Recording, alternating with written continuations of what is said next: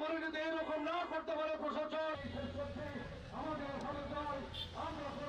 আমাকে বিএনপি জামাত হামলা করেছে, সপ্তাহের কাছে হতে যাচ্ছে। আমাদের সাংবাদিক হাজিবুর রহমান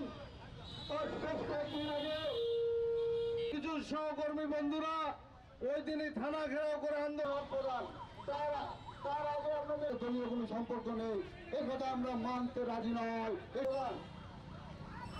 সাংবাদিকদের বিরোধী, সাংবাদিকের হামলা, সাংবাদিক আঘাত করেছে সেই 1915 সাল থেকে শুরু করে যত জেলার গোয়েন্দা পুলিশ, জেলার এসপির প্রধান বাহিনী,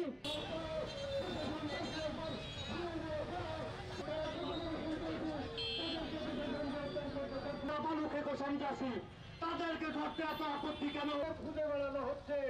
এর মধ্যেই শুনবো হাইকমের সেদিক কাজ। আজকের এই সমাবেশ বিক্ষোভ স্বতঃস্ফূর্তভাবে পালন করছেন। আমরা আগামী তাহলে আমরা 72 ঘন্টা পরে সংবাদ সম্মেলনে তাকে যেভাবে হাসপাতালের বেড়ে আমরা যে ছবি দেখছি,